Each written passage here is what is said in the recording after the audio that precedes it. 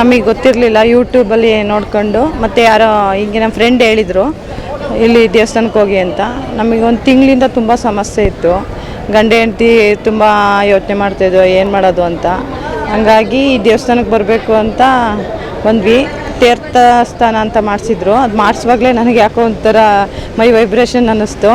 ತುಂಬ ತಲೆ ಮೇಲೆಲ್ಲ ಇದಿಟ್ಟು ಮಾಡಿಸಿದ್ರಲ್ಲ, ಹಂಗಾಗಿ ಏನೋ ಒಂಥರ ಪಾಸಿಟಿವ್ ಎನರ್ಜಿ ಅನ್ನಿಸ್ತು. ಅದನ್ನು ಸ್ನಾನ ಆದಮೇಲೆ ದೇವಸ್ಥಾನ ದರ್ಶನ ಮಾಡೋಣ ಅಂದ್ಬಿಟ್ಟು ಒಳಗಡೆ ಬಂದ್ವಿ. ಎಲ್ಲ ಯಾವುದೋ ಸಮಸ್ಯೆ, ನಾವು ಬಿಸ್ನೆಸ್ ಮಾಡ್ತಿದ್ವಿ, ಹಂಗಾಗಿ ಆ ಬಿಸ್ನೆಸ್ಸಲ್ಲಿ ತುಂಬ ಲಾಸು, ವಾಹನದಲ್ಲಿ ತುಂಬ ತೊಂದರೆ ಆಗ್ತಿದೆ. ನಮ್ಮ ಹತ್ರ ಗಾಡಿಗಳೆಲ್ಲ ಇದೆ, ಹಂಗಾಗಿ ಅದು ಅಪ್ಸೆಟ್ ಆಗಿಬಿಟ್ಟಿತ್ತು. ಒಂದು ತಿಂಗಳು, ಈಗೊಂದು 15 ದಿನದಿಂದ ಗಾಡಿ.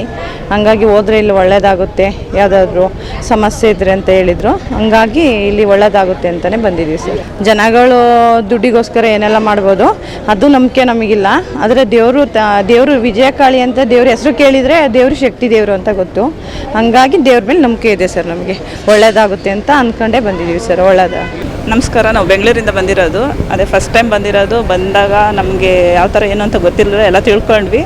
ಅಂದರೆ ಇನ್ಸ್ಟಾಗ್ರಾಮಲ್ಲೆಲ್ಲ ನಾವು ನೋಡಿರೋದು. ಅಲ್ಲಿ ತೀರ್ಥ ಸ್ನಾನ ಎಲ್ಲ ಮಾಡ್ಕೊಂಡ್ವಿ.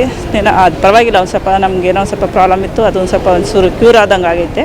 ಕವಡೆ ಶಾಸ್ತ್ರದಲ್ಲಿ ನಾವು ಅಂದ್ಕೊಂಡು ಬಂದಂಗೆ ಹೇಳಿದರು.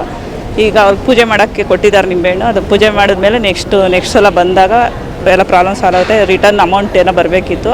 ಅದಕ್ಕಿಂತ ಮುಂಚೆ ಅವರೇ ಸ್ವಲ್ಪ ಮನೆಯ ಬಗ್ಗೆ ಏನೋ ಫಸ್ಟ್ ಕೇಳಿ ಮನೇದು ಪ್ರಾಬ್ಲಮ್ ಐತೆ ಅಂದರು. ಅದು ಮನೇದು ಕೇಳಿದ್ದೀವಿ. ಅದಾದ್ಮೇಲೆ ತಕ್ಷಣವೇ 3ನೇ ಸಲ ಬರೋಷ್ಟ್ರಾಗ ರಿಟರ್ನ್ ಅಮೌಂಟ್ ಇದೆ ಆಗಲಿ ಮನೇದು ಪ್ರಾಬ್ಲಮ್ ಸಾಲ್ವ್ ಆಗುತ್ತೆ, ಫ್ಯಾಮಿಲಿ ಎಲ್ಲ ಕರ್ಕೊಂಬನ್ನಿ ಅಂತ ಹೇಳಿದ್ದಾರೆ. ಕ್ಷೇತ್ರ ಬಗ್ಗೆ ಇಲ್ಲ ಇಷ್ಟೊಂದು ಜನ ಎಲ್ಲ ಸೇರ್ತಾರೆ ಅಂತ ನಮಗೂ ಗೊತ್ತಿರಲಿಲ್ಲ.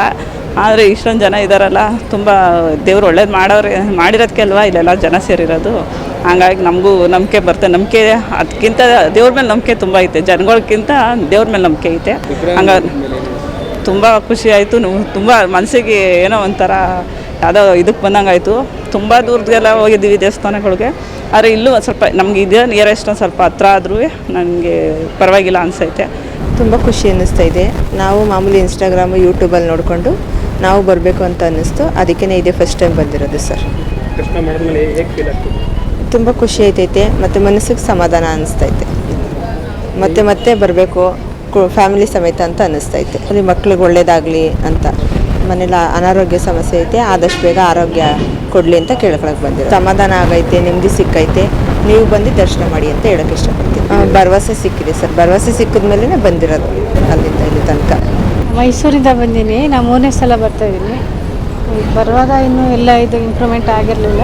ಈಗ ಚೆನ್ನಾಗಿ ಮಾಡಿದ್ದಾರೆ ದೇವಸ್ಥಾನ ಎಲ್ಲ. ತುಂಬ ಖುಷಿ ಆಗುತ್ತೆ, ತುಂಬ ಸಂತೋಷವಾಗಿ ಹೇಳ್ತಾರೆ. ನಾವು ಬಂದು ಇಲ್ಲೆಲ್ಲ ಪರಿಹಾರ ಮಾಡ್ಕೋಬೋದು. ಅನುಭವ ಇಲ್ಲ, ಇವಾಗ ಆರೋಗ್ಯ ಸಮಸ್ಯೆ ಇದೆ ನನಗೆ, ಅದನ್ನೇ ಪರಿಹಾರ ಮಾಡ್ಕೊಳ್ಳೋಕೆ ಬಂದಿದ್ದೀನಿ. ಅದು ಪರಿಹಾರ ಮಾಡಿಕೊಡ್ತೀನಿ. ಆಗುತ್ತೆ, ಖಂಡಿತ ಆಗುತ್ತೆ. ಸಂತೋಷ, ಅದಕ್ಕಿಂತ ಹೆಚ್ಚಾಗಿ ತುಂಬ ಸಂತೋಷ ಆಗುತ್ತೆ. ಇವಾಗ ಮನಸ್ಸಿಗೆ ನೆಮ್ಮದಿ ಆಗುತ್ತೆ.